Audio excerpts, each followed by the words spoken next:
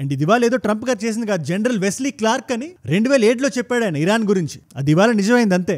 ఇవాళ నెతాన్స్ ని ఇస్ఫహాన్ని ఫార్దో అని అమెరికా కొట్టింది. అవి మామూలు ప్లేస్ అనుకుంటున్నారు అవి. అండ్ ఎక్కడి నుంచి లేచాయి అనుకుంటున్నారు ఆ B2 బాంబర్లు? భారతదేశం కనబడుతుంది కదా, అక్కడ నుంచి కిందకెళ్తే లొకేషన్ ఉంది కదా, ఎగ్జాక్ట్ గా లొకేషన్ నుంచి లేచి డైరెక్ట్ గా పాయింట్ లోకి వచ్చేసిన ఒక 5 అవుట్కమ్స్ చెప్పాను నేను. ఇజ్రాయెల్ కి ఇరాన్ కి జరిగే యుద్ధంలో యుఎస్ పొజిషనింగ్ ఏంటి అని. అందులో 5వ అవుట్కమ్ చెప్పేటప్పుడు ఇది చాలా ఇంపార్టెంట్. ఇది దాని పర్యవసానాలు ఇవి అండ్ జరగడానికి ఎక్కువ ప్రాబిలిటీ ఉందని చెప్పా. మీరే ఒక్కసారి వినండి. అందుకే అవుట్కమ్ 5 మనకి చాలా ఇంపార్టెంట్. అదేంటంటే యుద్ధంలో అమెరికా దిగుతుంది. పెద్ద దేశపు ఆయుధాలు గానీ ఇన్వాల్వ్ అయితే, ఆ ఆయుధాలు కానీ ఇన్వాల్వ్ అయితే ఈ దేశం ఈ రెజ్యూమ్ క్లోజ్ అయిపోవడం గ్యారంటీ. ఒకవేళ రెజ్యూమ్ క్లోజ్ అయిపోయినా న్యూక్లియర్ ఫెసిలిటీలు ఆగిపోతాయి. ఆ వీడియో రిలీజ్ అయిన కొన్ని గంటలకి మన ఇండియన్ స్టాండర్డ్ టైం ప్రకారం అర్ధరాత్రి 2:30కి B2 బాంబర్లు గాల్లోకి లేచాయి. GBU-57ని 3 లొకేషన్ల మీద దింపాయి. ఈ 3 లొకేషన్ల గురించి కూడా మనం చాలా జాగ్రత్తగా మాడుకున్నాం. ఈ 3 లొకేషన్స్ ఇరాన్ లో ఇక్కడ ఉన్నాయి అండ్ ఇంకా గట్టిగా మాడితే 90 మీటర్ల లోతులో ఉన్నాయి. అండ్ ఇప్పుడు వరల్డ్ మీడియా మొత్తం 2 విధాలుగా చీలిపోయింది. అమెరికా డైరెక్ట్ గా వచ్చి ఏముంటుంది, ట్రంప్ గారు ట్వీట్ లో అయినా, ఆయన బహిరంగంగా బయటకు వచ్చిన ప్రెస్ మీట్ లో అయినా హీఈస్ వెరీ క్లియర్. వాళ్ళు death to America, Iran America పతనాన్ని కోరుకుంది, ప్రపంచంలోనే అతిపెద్ద స్టేట్ స్పాన్సర్డ్ ఉగ్రవాదం చేసింది అని ఆయన అంటుంటే నాకు ఒకటే విషయం గుర్తొచ్చింది. పాకిస్తాన్ ఏమైంది మరి? మీరు కూర్చొని భోజనం చేశారు కదా, లంచ్ చేశారు ఆ ఫెయిల్డ్ మార్షల్ అసీం మునీర్తో. ఆయన పరిస్థితి ఏంటి మరి? ఆయన స్టేట్ స్పాన్సర్డ్ ఉగ్రవాదం చేయట్లేదా? అగైన్ దాన్ని పక్కన పెడితే లాస్ట్ 10 సెకండ్లో ట్రంప్ గారు ఏమన్నారు మీరు జాగ్రత్తగా వినండి. ఆయన టోన్ ఒక్కసారి మీరు గమనించండి. ఆయన అడ్రస్ ఒక 7:30కి ఇచ్చారు ఇవాళ పొద్దున్న మన ఇండియన్ స్టాండర్డ్ టైంలో. అక్కడ రాత్రి అయి ఉంటుంది. ఆయన బయటకు వచ్చి ఫుల్ క్రెడిట్ తీసుకోకుండా దేవుడు నాతో ఉండాలి అని కొంచెం మెత్తగా ట్రంప్ గారు మాట్లాడడం చాలా రేర్ గా మనం గమనిస్తాం. I want to just say we love you, God, and we love our great military. Protect them. God bless the Middle East. God bless Israel, and God bless America. Thank you very much. ఆయన చెయ్యని పనిలోనే credit తీసుకునే ఆయన ఇవాళ అంతా దేవుడే చూసుకుంటాడు అంటున్నారంటే ఆయనకు వస్తున్న అపోజిషన్ అలాంటిది. ఇవాళ వాషింగ్టన్ డీసీలో కానీ న్యూయార్క్లో కానీ రకరకాల ప్రొటెస్టులు జరుగుతున్నాయి. మీరు ఎందుకు ఇలా చేశారు ఇరాన్కి అని. ఇంకో పక్కన ఇరాన్ స్టేట్ మీడియా ఏమంటుంది, మీరు మమ్మల్ని ఏమీ చేయలేదు, సూపర్ఫిషియల్ గా ఏదేదో టచ్ చేయడానికి చూశారు కానీ పెరిఫరల్ గా మా రేడియేషన్ కూడా బయటకు వెళ్ళలేదు, బట్ మేము తిరిగి ఎలాంటి రిటర్న్ గిఫ్ట్ ఇస్తామో చూడండి అని ఇరాన్ మాట్లాడుతుంది. ఇరాన్ లాంటి దేశం వాళ్ళ జనాల మనోధైర్యాన్ని ఇంటాక్ట్ గా ఉంచడానికి ఏమైనా నష్టం జరిగినా బహిరంగంగా బయటకు చెప్పదు. But it's very clear, US ఏదైతే నేను అర్ధరాత్రి ఆపరేషన్ ఫినిష్ చేసిందో it's for the history books. దాని గురించి చెప్తుంటేనే మీకు రోమాలు నిక్కబొడుచుకుంటాయి. And by the way, and let me be very clear, ఇక్కడ నేను యూఎస్కి సపోర్ట్ గానే అగేన్స్ట్ గానో మాట్లాడలేదు. ప్యూర్లీ ఆ మిలిటరీ ఆపరేషన్ మెరిట్ ని దృష్టిలో పెట్టుకొని మాట్లాడుతున్నాను నేను. అసలు అక్కడ ఏం జరిగింది ఇవాళ మీకు క్లియర్ గా కళ్ళకు కట్టినట్టు చెప్తా. నేతన్యాహు గారు మాట అన్నారు. ఇన్ఫాక్ట్ ఫోర్దో నెతాన్స్ ఇస్ఫహాన్ లో GBU-57 ఏర్పడిన కొన్ని నిమిషాలకి ఆయన బయటకు వచ్చి ఇచ్చిన ప్రెస్ మీట్ లో అగైన్ ఆయన ట్రంప్ గారిని పొగిడారు, ఇదన్నారు అదన్నారు. ఓకే, అదంతా ఓకే, బట్ ఆయన అన్న ఈ మాటను మీరు ఒకసారి వినండి. శాంతి అనేది స్ట్రెంత్ తోనే వస్తుంది, మన బలంతోనే వస్తుంది, అమ్మా బాబు అని అడుక్కుంటే రాదు. ఇవాళ ఇజ్రాయెల్ గానీ అమెరికా గానీ అదే చేసాయి. ఆ మాట నాకు బాగా నచ్చింది, irrespective of which country said it. Peace through strength. First comes strength, then comes peace. India Pakistan గొడవల్లో కూడా పాకిస్తాన్తో మనం ఫ్రెండ్లీ నేషన్గా ఉండాలి, పాకిస్తాన్లో కూడా మంచి ప్రజలు ఉంటారు, ఆర్మీ ఒక్కటే చెడ్డది, ప్రజల్ని మనం మచ్చుకు చేసుకోవాలి, వాళ్ళని మనం శాంతిని కోరాలి అని అడిగినప్పుడల్లా మనకి ఏమొచ్చింది, ఏం మిగిలింది? ముంబై ఉగ్రవాదులు గోకుల్ చాట్లు తప్పితే. బలం ప్రదర్శిస్తేనే, ఆపరేషన్ సింధూర్ చేస్తేనే వాళ్ళన్నీ మూసుకొని ఇప్పుడు కిక్కురు మనకుండా కూర్చున్నారు. ఆ బలాన్ని వాళ్ళు యుఎస్ ఇజ్రాయెల్ ఎలా ప్రదర్శించారో మనం చూద్దాం. దాంతో పాటు డొనాల్డ్ ట్రంప్ గారు ప్రెస్ మీట్లో చెప్తున్నప్పుడు ఇప్పుడు శాంతి మిగలదు, ఇరాన్ ఊరికే కూర్చోదు, వెనక్కి రిటాలియేట్ అవుతుంది. అండ్ నిన్న వీడియోలో మాట్లాడినట్టే ఏ విధంగా రిటాలియేట్ అవ్వచ్చో నేను మీకు ఎక్స్ప్లెయిన్ చేస్తాను. ఈ యుద్ధం ఏ మలుపు తీసుకుంటుందో కూడా మనం మాట్లాడుతుంది. మన భారతదేశానికి చాలా ఇంపార్టెంట్. మన ట్రేడ్ రిలేషన్లు కానీ, ఆయిల్ కాస్ట్లు కానీ, జియో పొలిటికల్ అలైన్స్ కానీ ఎలా మారబోతున్నాయి, మనం ఎలా నిఠారుగా నిలబడాలి అనే పాయింట్ డిస్కస్ చేద్దాం. ఇలాంటి వీడియో నా సైడ్ నుంచి మీకు రోజు కొట్టి వస్తుంది, ఎవ్రీ సింగిల్ డే. అండ్ ఇలాంటి important complicated geo political topics కూడా అందరికీ అర్థమైనట్టు సింప్లిఫై చేసి ఒక 15-20 నిమిషాలు వీడియో చేసి మీ ముందు పెట్టేస్తాం. మీలో చాలా మంది చూస్తున్నారు, దానివల్ల ఎంత మందికి రీచ్ అవుతుందో తెలుసా ఆన్ డైలీ బేసిస్. అలాంటి కొత్త వాళ్ళు మీరు ఒకళ్ళు ఉంటే నేను వీడియో పెట్టగానే మీ దాకా రావాలంటే మీరు ఏం చేయాలి, కింద కనబడే సబ్స్క్రైబ్ బటన్ నొక్కి పెట్టేసుకోండి. డన్. ఈ ఆపరేషన్ పేరు యూఎస్ బయట పెట్టలేదు కానీ సిచ్యువేషన్ మొత్తం మీకు అర్థం కావాలంటే ఈ B2 బాంబర్లు ఎక్కడి నుంచి మొదలయ్యో మీరు తెలుసుకోవాలి. అలా ఫ్లైట్ పాత్ ఏంటి అని ఒక 2 రోజుల క్రితం మనం వీడియో చేసాం. B2 బాంబర్స్ అంటే ఏంటి అని. ఒక్కొక్క బాంబర్ చేయడానికి $2.1 బిలియన్ అవుతుంది R&D అంతా కలుపుకొని. అంటే సుమారు 18 నుంచి 20 వేల కోట్లు. అంత ఖరీదైన బాంబర్లకి GBU-57A ఇదేంటిది డౌట్ మీకు వస్తే క్విక్ గా చెప్పేస్తాను. ఈ GBU-57A కానీ మనం ఒక లొకేషన్ లో డిప్లాయ్ చేస్తే అది కొండైనా గుట్టైనా ఎలాంటి టెరైన్ అయినా 60 మీటర్ల లోతుకెళ్ళి పేలుతుంది. ఇది ఒక్కొక్కటి 13,000 కేజీలు ఉంటుంది. అండ్ ఒక్కొక్క B2 బాంబర్ ఇలాంటివి 2 తగిలించుకోవచ్చు. ఇలా తగిలించుకున్న B2 బాంబర్లు 3 బయలుదేరాయి. ఎక్కడి నుంచి? యుఎస్ నుంచి. జనరల్ గా అందరూ ఏమనుకుంటారు, యుఎస్ ఇక్కడ ఉంది, ఇలా మనం స్పెయిన్ వచ్చి లేదా జర్మనీ వెళ్ళి లేదా ఇటలీ వెళ్ళి లేదా ఇంకా ముందుకు వచ్చి ఇరాక్ వచ్చి ఎక్కడెక్కడైతే యుఎస్ బేస్లు ఉన్నాయో చాలా ఎయిర్ బేస్లు ఉన్నాయో ఏరియా మొత్తం అక్కడక్కడ డిప్లాయ్ చేసి అక్కడ నుంచి లేచి ఇరాన్లోకి వస్తాయని చెప్పి ఇరాన్ భావించుంటది, చైనా భావించుంటది, రష్యా కూడా భావించుంటది. ఇవాళ రోజున ఇరాన్ హెల్ప్ చేసింది ఎవరు? చైనా కానీ రష్యా కానీ. ఈ దేశాలు ఇంటెల్ కూడా అలాగే చెప్పుంటాయి, లేదు వెస్ట్ నుంచి వస్తే మీరు జాగ్రత్తగా చూసుకోండి అని. ఇన్ఫాక్ట్ యూఎస్ కూడా ఇక్కడ తక్కువ గేమ్ ఆడలేదు. వెస్ట్ నుంచి కొన్ని డికాయ్ ప్లేన్లను కొంచెం అటు ఇటు తిప్పింది, అందరినీ మోసం చేసి ఏవైతే అసలు సిసలైన దాడి చేసే ప్లేన్లు ఉన్నాయో అది యూఎస్ నుంచి ఈ రూట్ లో మన ఇండియా సైడ్ వచ్చి, ఇండియా కింద ఒక చిన్న ఐలాండ్ ఉంది బాగా కిందకి వెళ్ళాలి, దాని పేరు డేగో గ్రాసియా. ఈ పేరు గుర్తుపెట్టుకోండి. దీని గురించి ఈ వీడియోలో నేను ఎక్స్ప్లెయిన్ చేస్తా. ఇండియా చాలా సాయం చేసింది యూఎస్ ఓవర్ ద డికేట్స్. ఇక్కడ వాళ్ళ మిలిటరీ బేస్ అది పెట్టుకోవడం చాలా పెద్ద రన్వే ఉంటుంది, అక్కడ నుంచి B-2 బాంబర్లు ఈజీగా డిప్లాయ్ అవ్వచ్చు. మీరు ఒక్కసారి మ్యాప్ చూడండి. ఫస్ట్ హవాయి వచ్చి అక్కడ నుంచి గువామ్ వెళ్ళి అక్కడ నుంచి డిగా గ్రాసియా దగ్గరకు వచ్చి అర్ధరాత్రి అయ్యేదాకా వెయిట్ చేసి ఫ్యూయల్ అది నీట్ గా నింపేసుకొని ఒక్కొక్క ప్లేన్ కి రెండు GBU-57 నీళ్ళు తగిలించుకొని నీట్ గా స్మూత్ గా శ్రద్ధగా ఇరాన్ మీదకి అలా స్ట్రైట్ గా వెళ్ళిపోయి ఆ 3 లొకేషన్స్ ఏవైతే ఫోర్దో, నెతాన్స్, ఇస్ఫహాన్, ఈ మూడిట్లో అన్నిటికన్నా ముఖ్యమైనది ఫోర్దో. ఎక్కడైతే అండర్ గ్రౌండ్ 90 మీటర్ల కింద మేము ఎక్కడైతే వాళ్ళు న్యూక్లియర్ ఎన్రిచ్మెంట్ సైట్స్ పెట్టుకున్నారో చాలా సీక్రెటివ్ గా ఆయుధాన్ని రెడీ చేస్తున్నారో ఆ లొకేషన్ మీదకి వెళ్ళి ముందు మనం GBU-57 డిప్లాయ్ చేయాలి. అది 60 మీటర్ల లోపలికి వెళ్తుంది, 60 మీటర్ల వరకు మొత్తాన్ని స్మాష్ చేస్తుంది. ఇప్పుడు దాని మీద ఇంకో GBU-57 వేస్తే ఆ లొకేషన్ మొత్తాన్ని తుక్కు చేసేసి ఉండాలి. ఇది ఇంకా బయటకు మనకు ఫుల్ ఇన్ఫర్మేషన్ రాలేదు. ట్రంప్ గారు చెప్తుంది అయితే ఇదే మనకి. ఆయన ఏమంటున్నారు, మొత్తానికి వెళ్ళిపోయినాయి, మీరు ఇంకా నా దగ్గరకు వచ్చి తోకడిస్తా, తోకని కత్తిరిస్తా, వేరే లొకేషన్లు కూడా మాకు తెలుసు, వేరే సైట్లు కూడా ఉన్నాయి, న్యూక్లియర్ ఎన్రిచ్మెంట్ సైట్స్ అవ్వాల్సిన అవసరం లేదు, మీ దేశంలో మిమ్మల్ని నాశనం చేయడానికి ఏవేవైతే మిజైల్ కొట్టాలో ఆ మిజైల్ అన్ని కొట్టి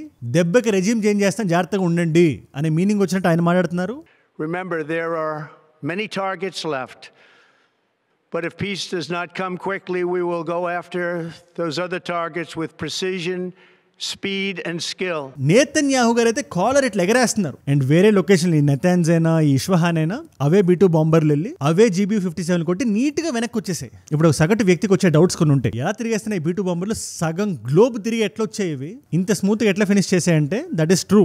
నేతన్యాహు గారు కూడా అన్నారు ఇది యుఎస్ చేసినట్టు ప్రపంచంలో ఏ దేశం చేయలేదు అని. Truly unsurpassed. It has done what no other country on earth could do. ప్రపంచంలో ఒక సూపర్ పవర్ లో ఉంటే విత్ $25 ట్రిలియన్ ఎకానమీ మన గురిపెట్టి జాగ్రత్తగా కొడితే పడుతుంది. అది కూడా ట్రంప్ లాంటి వ్యక్తి ప్రెసిడెంట్ గా ఉన్నా కూడా ఆయన రకరకాల మాటలు మాట్లాడినా కూడా సిస్టమ్స్ అయితే ఇన్ ప్లేస్ ఉంటాయి కదా. ఆయనకన్నా ముందు గవర్నమెంట్స్ ప్లాన్ చేసినవి, CIA వాళ్ళ డామినెన్స్, అండ్ వాళ్ళు చాలా కట్ త్రోట్ గా పనిచేస్తారు. రిడ్లీ స్కాట్ ఒక సినిమా తీశారు ఆయన, బాడీ ఆఫ్ లైస్ అని. Leonardo DiCaprio is actor in the film. ఆ సినిమా చూడకపోతే చూడండి, హెవీలీ అండర్ రేటెడ్ ఫిల్మ్ అది. CIA ఒక ఆపరేషన్ చేసినప్పుడు వాళ్ళ దేశాన్ని వాళ్ళు ముందు ఎలా పెట్టుకుంటారు, వేరే దేశాన్ని నాశనమైనా పర్వాలేదని ఎలా అనుకుంటారు అనే ఒక హిపోక్రిటికల్ యాటిట్యూడ్ ఉంటుంది కదా యుఎస్ కి, దాన్ని కళ్ళకు కట్టినట్టు చూపించిన సినిమా అది. మీరు ఒక్కసారి ఊహించుకోండి, ఇప్పుడు ఇలా యుద్ధం జరుగుతుంది కదా, వేరే దేశం ఏదైనా సడన్ గా అది పుతిన్ గారు అవనివ్వండి, షీ జిన్పింగ్ గారు అవనివ్వండి, వీళ్ళు ఇలా చిన్నపిల్లల కొట్టుకోవడం నాకు నచ్చట్లేదు, ఇరాన్ USA ఒకటే, ఇద్దరిది ఒకటే పవర్, ఒకటే స్థాయి, వీళ్ళిద్దరు గొడవ ఆపాలి, ట్రేడ్ చేయండి, గొడవని సద్దు మనగేలా చూడండి అంటే ఎలా ఉంటది? ఆయనకు మండిపోదు. ఆపరేషన్ సింధూర్ టైంలో ఆయన అలాగే బిహేవ్ చేశారు ఆయన. మన ఆపరేషన్ మనం ఏదైతే చేసామో మన దగ్గర ఉండే ఎయిర్ డిఫెన్స్ సిస్టమ్ లో రిసోర్సులతో కంపేర్ చేసి one of the greatest operations. Targeted గా మెజర్డ్ గా కొట్టాం మనం. ఇవాళ యుఎస్ దానికి 10 చేసింది. GBU-57 అంటే మామూలు విషయం కాదు, B-2 బాంబర్ అంటే మామూలు విషయం కాదు. అది రేడార్లు కూడా సరిగ్గా పట్టుకోవు, అలా రేడార్లు కూడా మనం పట్టుకోలేము, అంత స్టెల్త్ ఉంటుంది ఆ బాంబర్లకి. ఎనీవేస్ యుఎస్ కొట్టాలనుకుంది, కొట్టింది. ఇజ్రాయెల్ పండగ చేస్తుంది, but at the same time వాళ్ళు ఇప్పుడు చాలా జాగ్రత్తగా ఉంటారు, ఎందుకంటే ఇరాన్ ఎట్లా రిటాలియేట్ అవుతుందో మనకు తెలియదు. అఫ్ కోర్స్ ట్రంప్ గారు బెదిరించారు, బట్ వాళ్ళ ప్రజల ముందు వాళ్ళ పరువు మిగలాలి కదా, ప్రపంచంలో వాళ్ళ పరువు మిగలాలి కదా ఇరాన్ది. 2 నెలలుగా ముందు ఇజ్రాయెల్ వచ్చి రకరకాల లొకేషన్లు కొట్టింది, యుఎస్ వచ్చి సడన్ గా GBU-57 దింపింది.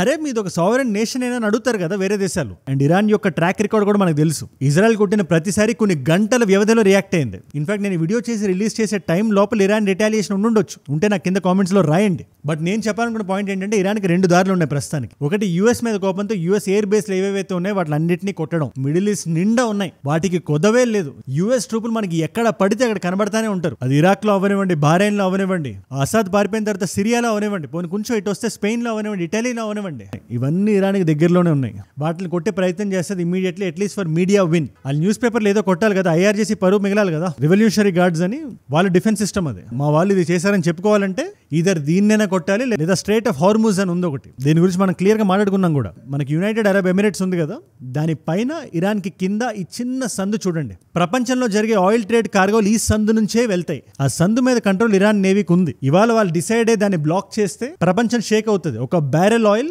$150 టచ్ చేసినా మనం ఆశ్చర్యపోవాల్సిన అవసరం లేదు. అండ్ జస్ట్ ఇది 21 నాటికల్ మైల్స్ ఉంటుంది. దాన్ని మాత్రం ఆపగలిగితే చాలు. ఆ 20% ఆయిల్ ఫ్యూచర్ గుప్పెట్లో ఉంటుంది. ఖతార్ ఉంది కదా, మీరు చాలా మంది వినే ఉంటారు, మనలో చాలా మంది అక్కడ బ్రతుకుతున్నారు కూడా. ఇండియన్స్ ఎవరైనా ఖతార్ లో ఉండి ఈ వీడియో చూస్తుంటే నాకు కింద కామెంట్స్ లో రాయండి. ఖతార్ నుంచి నేచురల్ గ్యాస్ వెళ్ళాలంటే స్ట్రైట్ ఆఫ్ హార్మూజ్ నుంచే వెళ్ళాలి. China, Japan, south Korea, Europe ఈ సందుని బాగా వాడతాయి.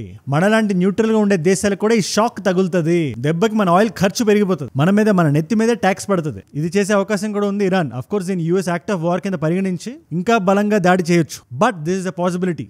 IRIB అని, IRNA అని వాళ్ళ స్టేట్ టెలివిజన్ న్యూస్ ఛానల్ ఉంది.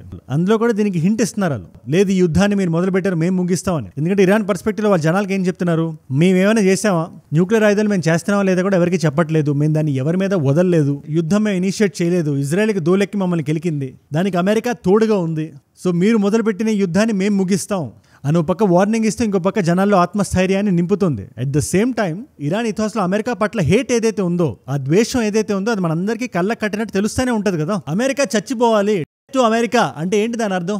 చరిత్ర మనం చూసుకున్నా, మొహమ్మద్ మొసాడే అని చెప్పి 1953 వరకు ఒక రూలర్ ఉండేవాడు. ఆయన చాలా బలమైన నాయకుడు ప్రజలు నమ్మేవాళ్ళు. ఇన్ఫాక్ట్ ఆయిల్ నేషనలైజ్ చేసి ఆయన దేశాన్ని ఆయన ముందు పెట్టుకొని నడిపించేవాడు. కానీ ఇది యుఎస్ ఇంట్రెస్ట్ కి అడ్డంగా ఉందని ఆయన్ని దింపేసి అమెరికా ఒక పపెట్ అక్కడ ప్లాన్ చేసిందని. షా రెజా పెహల్వి ఆయన పేరు. ఆయన చాలా సెక్యులర్ గా ఉండేవాడు, అమెరికన్ వాల్యూస్ తో ఉండేవాడు, కొంచెం వెస్టర్నైజ్ చేశాడు ఇరాన్ మొత్తాన్ని ఆ టైంలో. మీరు 1970s లో ఒకసారి ఇరాన్ ఫుటేజ్ మీరు చూస్తే మీకు మైండ్ బ్లాక్ అయిపోతుంది. ఆడవాళ్ళు ఎట్లా డ్రెస్ చేసుకునే వాళ్ళు, ఆల్మోస్ట్ అమెరికాని ఎమ్యులేట్ చేసినట్టు ఉండేది ఇరాన్ ఆ టైంలో. But at the same time local జనాల పట్ల కొంచెం సెన్సర్షిప్ ఉండేది. సింపుల్ గా చెప్తున్నాను కదా, అమెరికా ఏదనుకుంటే జరిగేది. 1979 లో ఎప్పుడైతే ఇస్లామిక్ రెజీమ్ వచ్చిందో, రివల్యూషన్ జరిగిందో, అయతుల్లా రోహుల్లా ఖమేనీ గారు వచ్చారో, ఒక రకమైన ద్వేషం పెరిగింది అమెరికా పట్ల.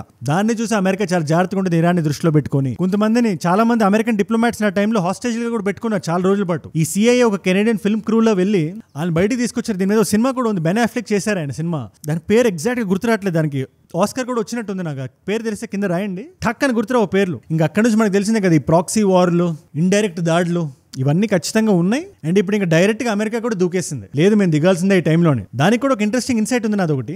80% యుద్ధం ఇజ్రాయెల్ గెలిచేసింది, మేజర్ సైట్లను కొట్టింది, పెద్ద పెద్ద తలకాయలను లేపేసింది. ఏవైతే అండర్ గ్రౌండ్ లో డీప్ గా ఉన్నాయో దాన్ని కొట్టే ఆయుధాలు ఇజ్రాయెల్ దగ్గర లేవో ఆ టైం దాకా వెయిట్ చేసి వెళ్ళి యుఎస్ కొట్టింది. అంటే ఇది ఎలా అంటే, సింపుల్ గా చెప్పాలంటే రిలే రేస్ లో లాస్ట్ పర్సన్ కప్పు కొట్టేసినట్టు. But in any case it's an exceptional operation. Credit మొత్తం మనం ట్రంప్ గారికి ఇవ్వడం కన్నా అమెరికన్ ఇంటెలిజెన్స్ కి ఇవ్వాలి. అండ్ ఇది కొన్ని దశాబ్దాలుగా వస్తుంది. జనరల్ వెస్లీ క్లార్క్ అని ఆయన 2007లో ఇచ్చిన ఇంటర్వ్యూని ఒకసారి మీరు చూడండి, జాగ్రత్తగా గమనించండి. 7 దేశాల పేర్లు చెప్పాడు చూసారా, Iraq, Syria, Lebanon, Syria, Somalia, Sudan, Iran. ఈ దేశాల్లో లాస్ట్ ఇరాన్ పేరు కూడా ఉంది చూసారా. In 5 years, starting with Iraq and then Syria, Lebanon, Libya, Somalia, Sudan, and finishing off Iran. ఆ లాస్ట్ దేశాన్ని, లాస్ట్ నేల్ ఇన్ ద కోఫెన్ కొట్టింది USA. దీన్ని రాసి పెట్టుకోండి. ఆ జనరల్ వెస్లీ క్లార్క్ చెప్పిన మాట ఇదే. అగైన్ వాళ్ళ దేశాన్ని వాళ్ళు ముందు పెట్టుకున్నారు, దట్స్ గుడ్. బట్ పాకిస్తాన్ బట్ట ట్రంప్ గారు చేస్తుంది మాత్రం నేషనల్ ఇంట్రెస్ట్ కాదు, అది purely business interest, WLF interest. అది world something foundation, world liberation foundation ఏదో పాకిస్తాన్ తో బ్యాక్ డోర్ లో ఏదో చేసేసి బాగా డబ్బులు సంపాదిద్దామని చూస్తున్నారు ఆయన దిగే లోపల కూర్చి. దానివల్ల పాకిస్తాన్ సపోర్ట్ చేయడం US కి చాలా పెద్ద దెబ్బ అవుతుంది. ఇన్ని దశాబ్దాల డిప్లొమసీని గాల్లో కలిపేశారు డైరెక్ట్ గా ఆయన. బట్ ఈ పర్టికులర్ దాడి అనేది US ఫారెన్ పాలసీ విన్నా కాదా అనేది ఓన్లీ సమయం నిర్ణయిస్తుంది. ఇరాన్ రిటాలియేషన్ మీద డిపెండ్ అయి ఉంటుంది, ట్రంప్ గారి ఇంపీచ్మెంట్ మీద డిపెండ్ అయి ఉంటుంది. అందుకని స్పీచ్ లో కొంచెం భయం కూడా కనబడుతుంది. జనాల నుంచి కూడా వ్యతిరేకత ఉంది, అమెరికన్ పీపుల్ నుంచి ప్రొటెస్ట్లు అవి నడుస్తున్నాయి. అండ్ మన నేషనల్ ఇంట్రెస్ట్ అంటారా, ఈ టైంలో ఇప్పుడు దాకా మనం సైలెంట్ గానే ఉన్నాం, సైలెంట్ గానే ఉండాలి కూడా. అందుకే చాణక్య నీతి చాలా ఇంపార్టెంట్. ఆలోచించండి, ఏ దేశం సైడ్ మనం తీసుకొని ఉన్నా, అది ఏ దేశమైనా ఎండొచ్చు. ఇజ్రాయెల్ కి ప్రోగా మనం ఒక్క మాట మాట్లాడున్నా ఇవాళ ఇరాన్ మన శత్రువుగా పరిగణిస్తుంది. రష్యా దృష్టిలో మనం తగ్గేవాళ్ళం. మనలో ఎటువంటి ఫీలింగ్స్ అయినా ఉండొచ్చు, బట్ ఒక దేశంగా మనం ఆలోచించేటప్పుడు, దేశంలా మాట్లాడేటప్పుడు దేశాన్ని మాత్రం, దేశపు ఇంట్రెస్ట్లు మాత్రం మనం ముందు పెట్టుకోవాలి. ఆయిల్ ప్రైజులు పెరగొచ్చు, చాబహార్ పోర్ట్ డిలే అవ్వచ్చు, బట్ అట్లీస్ట్ మనం ఇప్పుడు ఒక సేఫ్ స్పాట్ లో ఉన్నాం. జియో పొలిటికల్ గా మనం చూసుకుంటే ఇంత పెద్ద దేశం ఇలాంటి లొకేషన్ ఉండి కూడా మేజర్లీ అన్ఎఫెక్టెడ్ గా ఉంది. ఇంత పెద్ద యుద్ధం జరుగుతున్నప్పుడు దాన్ని మీరు మనసులో పెట్టుకోండి. అందుకోసమే భారతదేశం సైలెంట్ గా ఉంది. ఇప్పుడు మనం చేయాల్సింది ఒకటే, జయశంకర్ గారైనా విక్రమ్ మిశ్రీ గారైనా బ్యాక్ ఛానల్ టాక్స్ చేయాలంతే. అది తెహరాన్ తో అయినా, తెల్ అవీవ్ తో అయినా, ఇంక్లూడింగ్ వాషింగ్టన్ DC. బయటకు వచ్చి ఏం మాట్లాడకూడదు కూడా. అండ్ ట్రంప్ గారు మేజర్ భయం, బెంగ ఏంటి ఇక్కడ? మేజర్ గా ఆయన గొడవ కాదు కదా ఇది. అక్కడ జనాలు ఏమంటారు, మీరు వెళ్ళి అనవసరంగా అక్కడికి ఎలుక్కున్నారు, లోపల ఎంతమంది ఇరానియన్ లోపల ఉన్నారు మన దేశంలో, ఎవడొచ్చి ఏ ప్లగ్ ఎక్కడ పీకేస్తే ఏ ప్రాణం పోతే ఎవడు రెస్పాన్సిబిలిటీ తీసుకుంటాడు? ఇప్పుడు మీరు వెళ్ళి అంత పెద్ద ఆపరేషన్ చేశారు అక్కడ, మా ప్రాణాలకు భంగం కలిగితే ఎవరు ఆన్సర్ చెప్తారు మాకు? హూ ఈజ్ రెస్పాన్సిబుల్ అని అడుగుతున్నారు American citizens, mostly left ecosystem. Republicans అందరూ హ్యాపీనే, బట్ ట్రంప్ గారు కొంచెం భయం లోపల ఉందంటే అది అక్కడే. ఆయన స్పీచ్ కూడా కొంచెం బెరుగ్గా ఉంది. మీరు 2020 యుఎస్ సెన్సస్ ని తీసుకున్నా సుమారు 5,68,000 మంది అమెరికన్ ఇరానియన్స్ ఉన్నారు. అందులో ఎంతమంది రాడికలైజ్ అయిపోయి ఉంటారో మీకు తెలుసా? మీకు కాలిఫోర్నియాలో, టెక్సస్లో, న్యూయార్క్లో ఎక్కడెక్కడైతే ప్రొటెస్ట్లు జరుగుతున్నాయో అక్కడ చాలా మంది ఇరానియన్లు ఉన్నారు. ఇవాళ శాన్ ఫ్రాన్సిస్కోలో 200 మంది రోడ్ల మీదకి వచ్చారు. వందల సంఖ్యలో జనాలు రోడ్ల మీదకి వస్తున్నారు కదా. ఇది యుఎస్ దాడికి రిటాలియేషనే. But overall national integrity side చూసుకుంటే మనం ఇవాళ కాకపోతే రేపైనా ఇరాన్ యుఎస్ మీద దాడి చేస్తుంది. కాబట్టి యుఎస్ అనేది ఎప్పుడు స్ట్రాంగ్ గా నిలబడాలి. ఈ టైం కన్నా బెటర్ టైం మాకు దొరకదు. ఆల్మోస్ట్ 80% చతికిలు పడిపోయి ఉంది ఇరాన్. ఈ టైంలో కొడితే మనకు బెస్ట్ అని చెప్పి యూఎస్ అనుకున్నది. అండ్ ఈ ఆపరేషన్ వాళ్ళు చేయడానికి కారణం కూడా అదే. దీని మీద మీ అభిప్రాయం అంటే నాకు కింద కామెంట్స్ లో రాయండి. రెండు సైడ్స్ మీకు ఎక్స్ప్లెయిన్ చేశాను. ఇక్కడ మనం ఏ దేశం సైడ్ తీసుకోవడం మనకు కరెక్ట్ కాదు. జస్ట్ యాజ్ ఎ స్పెక్టేటర్ ఉండాలి, అబ్జర్వ్ చేయాలి, మన దేశాన్ని మనం ముందు పెట్టుకోవాలి. ఈ ఖమేనీ రెజిమ్ మారడం మనకు అంత కరెక్ట్ కాదు, అంత స్టేబుల్ కాదు, ముఖ్యంగా భారతదేశానికి. ఇది నేను డే 1 నుంచి చెప్తున్నా. వాళ్ళు ఆడవాళ్ళని ఎట్లయినా ట్రీట్ చేయనివ్వండి, అది వాళ్ళ నేషనల్ ప్రాబ్లం. అది ఎవరైతే చనిపోయిన షా ఉన్నాడో అతని కొడుకును కూర్చోబెడితే మళ్ళీ అమెరికన్ ఇంట్రెస్ట్ వస్తుంది అక్కడ. And American interest Indian interest align అవ్వట్లేదు, ముఖ్యంగా next 3-4 years. Think about it. Imagine a situation. ఇవాళ ట్రంప్తో అసీం మునీర్ భోజనం చేస్తున్నాడా వడ్డిస్తున్నాడా అది మనకు తెలియదు. బట్ ఒక రూమ్ లో అయితే ఉన్నారు వైట్ హౌస్ లో. అదే రూమ్ లో షా కూడా ఉండి వాళ్ళు మాట్లాడుకుంటే మన దేశానికి ఎంత నష్టం అది ఒకసారి మీరు ఆలోచించండి. సో మన నేషనల్ ఇంట్రెస్ట్ మనం ముందు పెట్టుకుంటే ఇరాన్ లో రెజిమ్ చేంజ్ అవ్వకూడదు. అగైన్ దీని మీద మీ అభిప్రాయం అంటే నాకు కింద కామెంట్స్ లో రాయండి. ఇవాళ మల్టిపుల్ చాయిస్ క్వశ్చన్. అమెరికాలో ఒక డాక్ట్రిన్ ఉంది, ఏదైతే ఇవాళ ఇరాన్ లో చేసిందో మిడిల్ ఈస్ట్ లో, దాన్ని మిడిల్ ఈస్ట్ అని పిలవడం కన్నా వెస్ట్ ఏషియా అని పిలవడం బెటర్ నా ఫీలింగ్. కానీ బట్ ఏదైతే ఆపరేషన్ చేసిందో అది ఒక డాక్ట్రిన్ ప్రకారం చేసింది. ఈ డాక్ట్రిన్ యొక్క ముఖ్య ఉద్దేశం స్విఫ్ట్ విక్టరీ. అదేంటి ఆ డాక్ట్రిన్? దాని పేరేంటి? Option A is Gladio, option B is blitzkrieg, option C shock and awe, option D is containment. తెలిస్తే కింద రండి. తెలుసుకుందాం అనుకుంటే నా ఇన్స్టాగ్రామ్ కి వచ్చేసేయండి. మీకు అజయ్ ఫ్రమ్ ఏజూడ్ అని ఉంటుంది. అజయ్ ఫ్రమ్ అని టైప్ చేస్తుంటే వచ్చేసేది. 1+ million ఫాలోవర్స్ ఉంటారు. It's tick mark verified profile. అది వచ్చేసండి. అక్కడ ఇలాంటి వీడియోస్ ని రీల్స్ లా చూడొచ్చు. నా లైఫ్ లో నా చుట్టూ ఏమైనా జరుగుతున్నా, ఏదైనా వీడియో ఐడియా టాపిక్ ఇద్దాం అనుకున్నా, లేటెస్ట్ న్యూస్ ని స్టోరీస్ లో చూద్దాం అనుకున్నా, ఇట్స్ అ గ్రేట్ ప్లేస్. ఈ క్వశ్చన్స్ ఆన్సర్స్ కూడా అక్కడ ఉంటాయి. ఒకవేళ ఇక్కడ లేకపోయినా ఏజూడ్ రీల్స్ అని మన పేజ్ అయితే మన టీం నడిపిస్తుంది. అక్కడైతే ఖచ్చితంగా పెట్టేయమంటే ఆన్సర్స్ ని. అండ్ ఆల్సో ఇదే కాంటెంట్ మీరు ఇంగ్లీష్ లో కన్స్యూమ్ చేద్దాం అనుకుంటే, లేదా మీ ఫ్రెండ్స్కి ఎవరికైనా షేర్ చేద్దాం అనుకుంటే, ఏజూడ్ global is our page only. ఏజూడ్ క్లిప్స్ కూడా మన పేజే. మనం హారిజాంటల్ గా గ్రో అవుతున్నాం. Support those pages. అండ్ మీరు ఇక్కడ దాకా నా వీడియోలో వచ్చారంటే నా వీడియోస్ మిమ్మల్ని లాక్కట్టుకునే ఒక వాల్యూ పొందుతున్నారు. Thank you so much for that. మీరు ఇస్తున్న ఈ వాచ్ టైం, మీ రిటెన్షన్ ఏదైతే ఉందో, రోజు నన్ను పనిచేయడానికి ప్రాణం పెట్టి ఏ రోజు మిస్ అవ్వకుండా, ఆదివారం అయినా కూడా నన్ను ప్రేరేపిస్తుంది, ప్రోత్సహిస్తుంది. దానికి మీరే నా ప్రేరణ. You are my inspiration. మీరు ఇలా వీడియోస్ డైలీ చూడడం వల్ల ఎంత మంది కొత్త వాళ్ళకి రీచ్ అవుతుందో తెలుసా? We are growing large. అలాంటి కొత్త వాళ్ళు మీరు ఒకళ్ళు ఉంటే, నేను వీడియో పెట్టిగానే మీ దగ్గర రావాలంటే మీరు ఏం చేయాలి? కింద కనబడే సబ్స్క్రైబ్ బటన్ నొక్కి పెట్టేసుకోండి. సబ్స్క్రైబ్ చేశారుగా? Done. And by the way 2 complimentary videos పెడుతున్నాను. యూఎస్ దిగక ముందు దీని అవుట్కమ్ ఏమై ఉండొచ్చు అనే ఒక క్లియర్ అనాలిసిస్ చేశాను ఒక వీడియోలో. ఆ వీడియో ఇక్కడ ఉంది, చాలా క్లియర్గా ఉంటుంది. అండ్ ఈ వీడియోలో అవుట్కమ్ 5 ఇవాళ నిజమైంది. లేదు నేను B2 బాంబర్ల గురించి తెలుసుకుంటాను, కొంచెం నాకు ఆ జెట్ల మీద ఇంట్రెస్ట్ ఉంది, GB57 అంటే ఏంటి, ఇదంతా ఏంటి క్లియర్గా తెలుసుకుందాం అనుకుంటే ఆ పర్టికులర్ వీడియో ఇక్కడ ఉంది. మీకు రెండిట్లో ఏ వీడియో కావాలంటే ఆ వీడియో చూడండి. నేను మిమ్మల్ని మళ్ళీ రేపు కలుస్తా. మనందరం కలిసి పెరగాలి, కలిసి ఎదగాలి. Let us all grow together. Let us all rise together. Rise above ignorance. Rise above arrogance. Rise above hate. ఏజూడ్ అంటే మనం. జై హింద్, జై భారత్, జై ఆంజనేయ. ఓం నమః శివాయ.